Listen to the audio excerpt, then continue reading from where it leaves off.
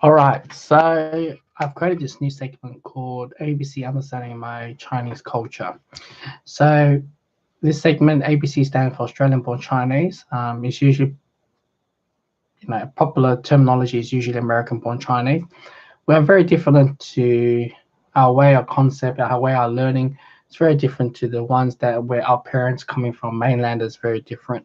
And why I'm creating this segment is to better understand those particular those who are ABC, trying to understand a bigger picture, understanding how our parents failed to elaborate or be role model or tell us in a very common sense way to understand everything. So I think this topic is very, very popular, and you know, I'm pretty sure every single country has hate towards different cultures due to war, due to history. Fair enough. No arguments there. But what I do realize growing up in a Chinese household is you are forced to not to communicate or be friends who are coming from below Chinese country. So what I mean by that is I know Chinese is a big context. Um, it's a norm, it's a social norm that you do not communicate with those that are below China. Who are not successful or not drive driven or things like that.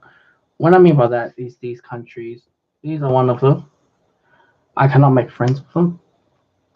I'll put shame. I'll learn my socioeconomic. It disturb my learning or my friend circles or things like that. And you got that, and also there's many more. I'm just putting this because this could be.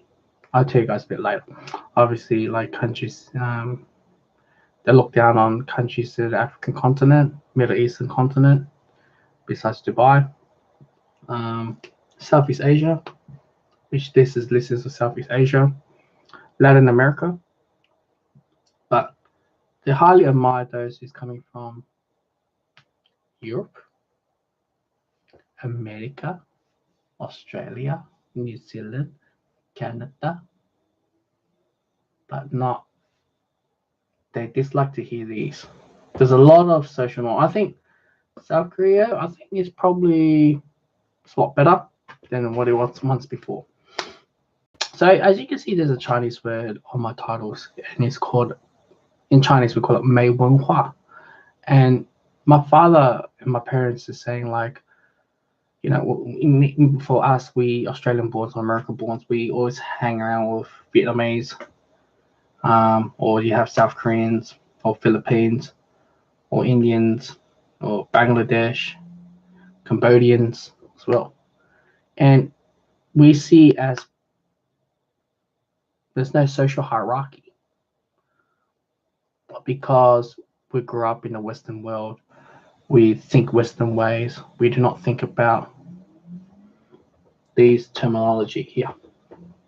So I elaborate the first one. 穷国 means poor country. 落后 means backward. So the country is backward. This is the most popular. 没文化 not educated. And this last one here. 历史战争撕裂的国家. Sorry to my Chinese viewers, I suck at writing Chinese. I'm sorry. Which means is that history of war-torn countries, right? So, and the biggest slogan right now in China at the moment is 国是家. So country is home. That's why China citizens will have to believe in what is in front of, support the country because the country is your home. All right, this big slogan right now. So all these here have something similar between here, right? And it's got to do with the history, right?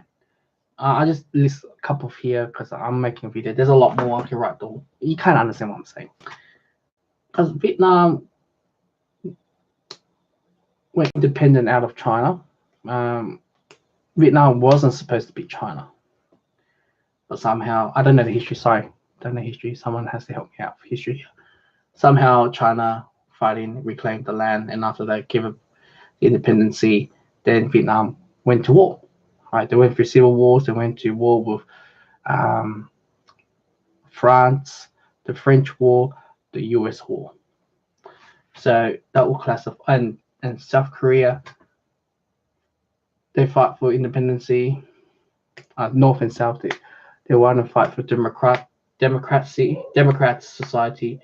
Then it's coming from war, right? Then it's gonna come through this. 历史战争撕裂的国家, right? That's the history of war-torn countries. So when you have poor, you're poor, you're backwards, you're not educated. South Korea used to be the largest prostitution country in the world. Fun fact. Now they've changed, and look at South Korea, where it is in the GDP, where it's holding at the moment, very high up there. So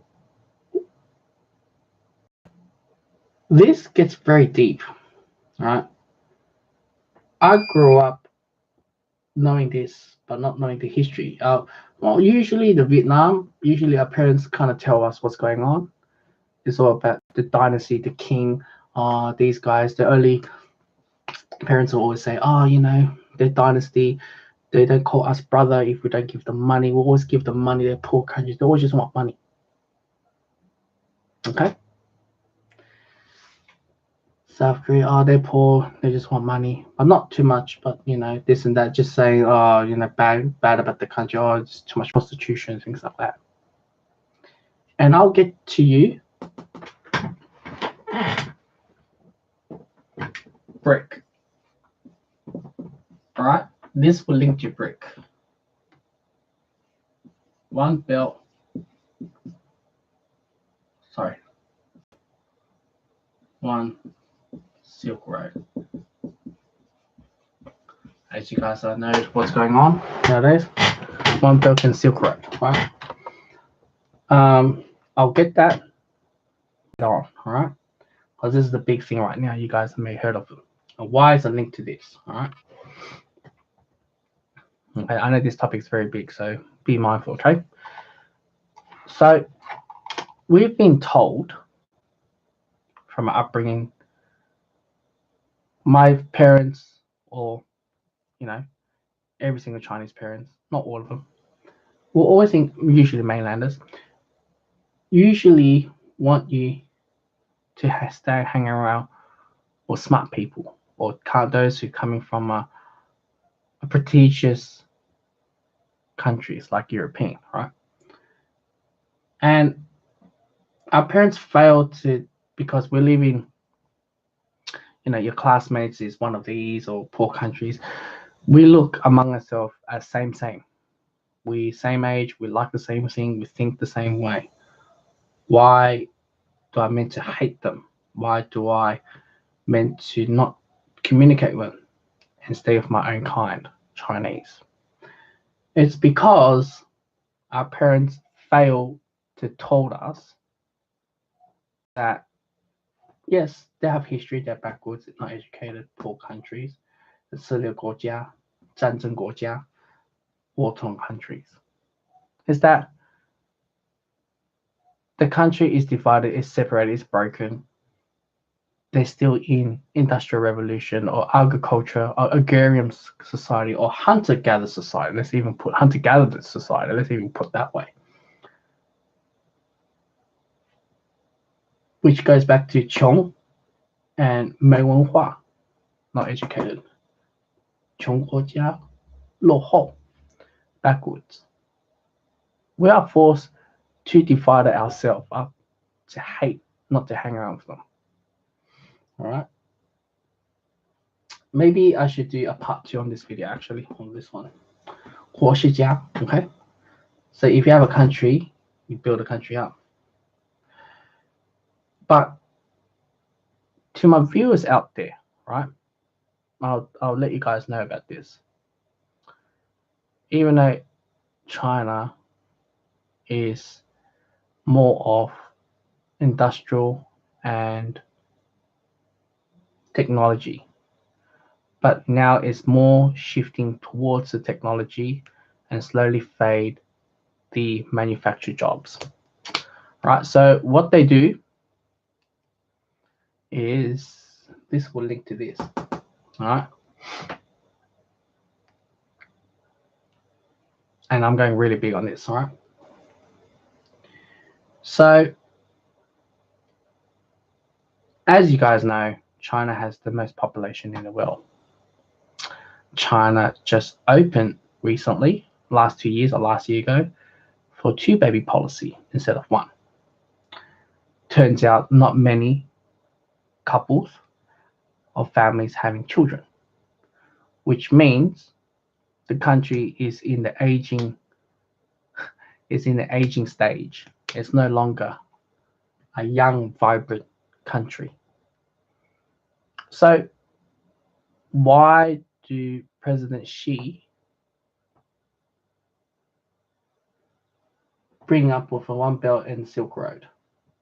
One reason, they know that the country, the working men, are no longer having kids, so which means there's less wage earners, less taxpayers, right, when you work that way. So what they do, right, is to not more about South Korea, but something I forgot.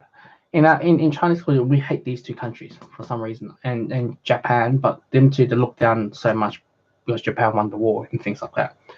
But these 2 countries we hate the most for some reason. I don't know why. From my dad, a lot of parents, they always talk about them too. It's always a bad stigma. But what they have to remember, different time, different place, they will rise. Right? The next manufacturing sector, One Belt, One Silk Road, right, is these countries, right? These countries, not South Korea, cross out South Korea here. Okay, we'll cross out South Korea, right? Something in common in this country is they have a very large proportion of birth rates and young, healthy adults, right? Keep booming, booming, booming, booming, okay? Because countries who tend to be 穷国、落后、没文化、涉猎战争的国家, right? Those who are war-torn country tend to put more kids, right? I know this list, not much war happening. Maybe Burma, what's happening inside, okay? And we can talk about mainly right now with the countries in Africa, right? It's very important because they are going to shift the manufacturing jobs into these guys, make them rise, build alliance, build connection, give them money or bribe them or whatever you guys call it into One Belt, One Silk Road, give them money, and if they can't pay back, maybe India, but because they're poor credit country, poor, not educated, and build this alliance, build a country up, and put them on debt where other countries not willing to give foreign money to them. They're buying alliance to be on China's side, to do business and things like that. Now, in the recent news, the BRIC, right? Belt Road. Oh, I don't know, Belt Road. It's a Belt Road Initiative contract or something, and to build that up. Even though this is coming from a very, very long history where how China do trades across to Europe, but now they wanted to do it in a very special way. Right, giving money, building ports, and fast, effective, efficient way. Right. So countries like, especially towards of South America and countries in Africa, there's large reserve, especially Venezuela, large reserve of oil, right? Diamonds, gold, coal, oil, gas, natural resources. In exchange to give them foreign trade, foreign money, or building roads or trains or rails or 5G or internet or lights or electricity, you name it, right? With this initiative. Now, where the money is being borrowed, that is not up to me to think about it. I don't know where the money is coming from, because please give me the money. That's how it works. So you have this. Even though we do not associate, we not hang out with them, many Western world do not associate. The difference, what's the difference? I'll actually make another video of this, but I won't talk much. But I'll stay on top of the topic, all right? These are the ones I'm going to build them, right? Why do Chinese people do not communicate? These type of people do not want to associate. They want to associate something higher. That's why you say, spy, who's spying which country, this and that. Usually it's richer countries. You understand why you should buy Huawei phones or things like that. There's a reason behind. Okay, so that's one of the lists. Why it's better for you to understand, because they're coming from just not into industrial revolution or agricultural revolution, or still in hunter society. Very tribalism. Very religious. Religious doesn't bring wealth or money. It brings united family and believe in religion. As you can see here, it's all religion. You got Hinduism. I don't know. I'm not sure about Cambodia. There should be Buddhism. I'm not sure about Laos. Buddhism. That's more Catholic. I'm not sure about Burma. That's more Muslim, and that's more Buddhism. Countries will have strong religion tend to be not progressively prosperity countries. You see South Korea? There you go. Very, very strong country. Very small and very strong. Thanks to the US, just to let you guys know. Okay, cool. I'll make another video.